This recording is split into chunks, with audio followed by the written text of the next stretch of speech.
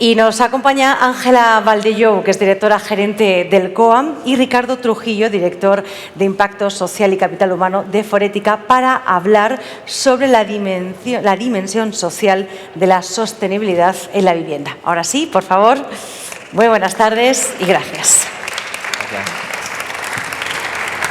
¿Aquí? Buenas tardes a todos.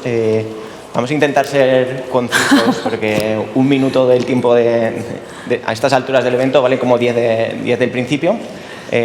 Simplemente por mi parte, bueno, muchas gracias. ¿Qué tal estás, Ángela? Muchas gracias por la invitación. Pedirme a mí que sea concisa es un reto, ¿eh? Ya.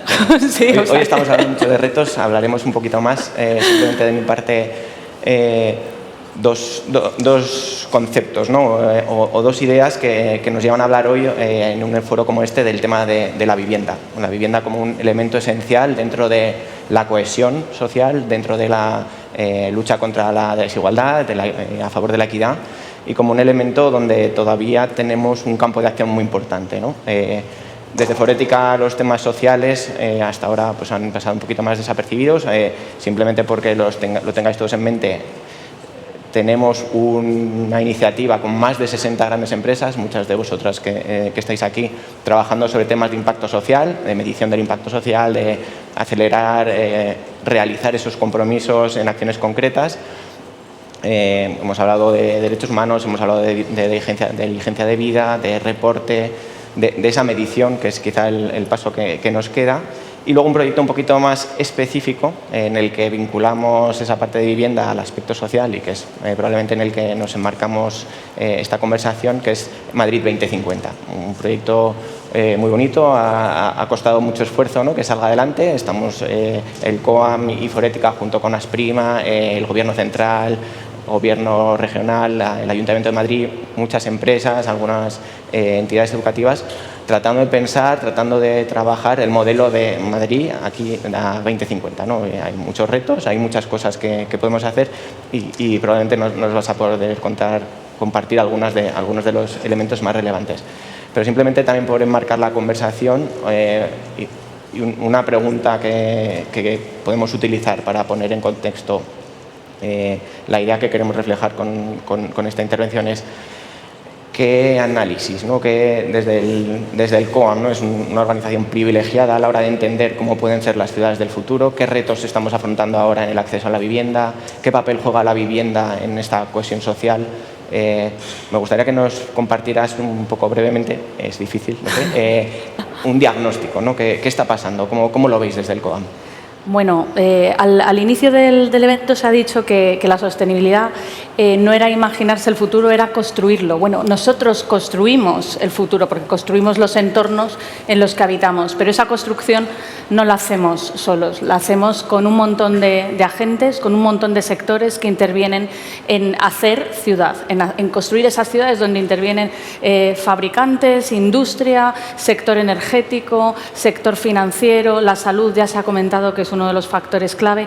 ¿Qué sucede? Sucede que creamos más hogares que la capacidad que tenemos de generar vivienda para que vivan esas familias. Entonces, en España estamos en una situación delicada si no somos capaces de hacer que todos los agentes que intervienen en la creación de ese producto, que es una vivienda, se pongan de acuerdo y pongan las bases para generar producto. Entonces, lo que estamos viviendo básicamente es un exceso de demanda, incapacidad. Somos el único sector, según la COE, que somos incapaces de dar salida a la demanda que tenemos. Y sobre todo en franjas de población con cierto o con mayor riesgo de vulnerabilidad, como pueden ser los jóvenes. ¿Por qué está sucediendo esto? Pues porque la vivienda no es un producto que se fabrica en una fábrica y se vende en una tienda, sino que requiere de muchísimos compromisos, voluntad política, requiere de un bien relativamente escaso y además muy regulado, que es el suelo, requiere de una serie de infraestructuras que tienen que acompañarla, porque si no, tú no puedes construir una vivienda y pensar que esa vivienda no interactúa con su entorno, sino que genera un montón de impactos y requiere un montón montón de servicios, porque las personas que vivimos en esa vivienda tenemos que tener acceso a infraestructuras deportivas, sanitarias, parques, espacio público, educacionales, etcétera. Entonces, al subir el precio de la vivienda en ciertos, por ejemplo, en Madrid, necesitamos de aquí a 15 años para dar salida a más de 1 millón de habitantes nuevos que tenemos previsto que van a venir, unas 600.000 viviendas. A pesar de todo lo que se va a construir en Madrid con todos los grandes desarrollos que entran en simultaneidad ahora en su construcción, a pesar de que llevan más de 20, algunos y 30 años de gestión, cosa que es inadmisible, se van a construir unas 280.000 viviendas. Vamos a tener un déficit de unas 300 y pico mil viviendas. ¿Qué podemos hacer? Pues tenemos que colaborar, sector privado, para impulsar la colaboración público-privada con las administraciones para priorizar las acciones, liberalizar suelo, hacer actuaciones de regeneración urbana y redensificación, porque no tenemos capacidad sino de dar respuesta habitacional a todas las personas que van a venir. ¿Y eso qué va a suponer? Va a suponer un impacto social y un aumento de las vulnerabilidades económicas, sociales, ambientales en cadena, porque es un ecosistema muy complicado y si se produce un desequilibrio, se produce un desequilibrio estructural y sistémico.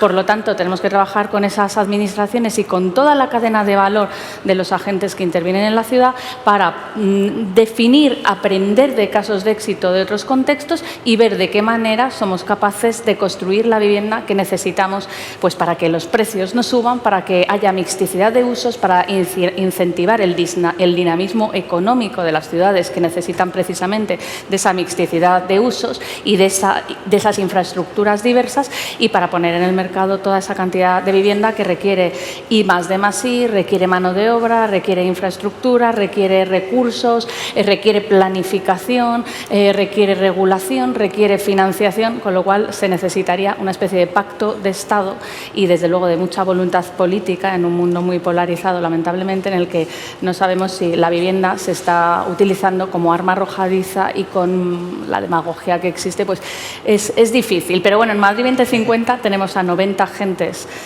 dispuestos a colaborar y a demostrar el impacto socioeconómico y ambiental que tiene la calidad del entorno construido, para que se vea además no como un gasto, sino como una inversión. Eso es. Centrándonos un poco en esa parte de respuestas, ¿no? Y más allá del proyecto Madrid 2050, que refleja muy bien la esencia de la sostenibilidad, que es colaborar, es entenderse, es compartir, pero respuestas concretas, acciones que se han demostrado que pueden ser efectivas a la hora de solucionar este reto. Una de ellas es la vivienda asequible, ¿no? El affordable housing. Cuéntanos en 1 minuto, si puede ser, qué significa o por qué es importante o por qué es relevante. El affordable housing es, normativamente se suele entender aquella vivienda que no sobrepasa su precio de acceso, no sobrepasa un 30% de los ingresos de la unidad familiar. En una ciudad como Madrid, donde el precio de venta de vivienda está en 5.500 euros metro cuadrado y del alquiler 22 euros metro cuadrado, es muy difícil que con los salarios que tenemos pues eso se produzca. Entonces, solo se puede producir vivienda asequible mediante la colaboración público-privada, mediante acciones combinadas con el sector público que favorezcan, por ejemplo, el cambio de usos de edificios, por ejemplo, que antes eran comerciales o oficinas y se destinen a viviendas, facilitar la redensificación en las ciudades mediante operaciones de regeneración urbana y que entonces amplíen, por ejemplo, con criterios técnicos la altura de algunos barrios y además aprovechemos para hacerlos más accesibles, más verdes, más healthy, ¿no? Y que además podamos además tener ciudades de los 15 minutos que se dicen, ¿no? Las ciudades de proximidad, porque si no convertimos la vivienda, si la expulsamos de los centros, en factores no solo de vulnerabilidad, sino también de desigualdad enormes, porque la gente está lejos del trabajo, tiene que poder acceder al trabajo, solo lo puede hacer a veces con una movilidad que no es sostenible, las infraestructuras, es decir, es una cadena de valor enormemente compleja, pero sí que es verdad que existe la voluntad del sector y conocemos casos de éxito para nuevas formas habitacionales que diversifiquen la oferta y que faciliten el acceso a nuevas formas de propiedad y que pongan en el mercado esa vivienda que sobre todo en este caso afecta a los jóvenes, porque en Madrid menores de 45 años les estamos expulsando del mercado de la vivienda, se están teniendo que ir hacia las afueras, ¿no? Pues nada, muchas gracias. Nos quedamos ya sin tiempo. Muchísimas gracias. La idea de colaborar es actuar ya, me imagino. Tampoco tenemos mucho tiempo, ¿no? El reto lo tenemos aquí, las consecuencias las estamos empezando a vivir.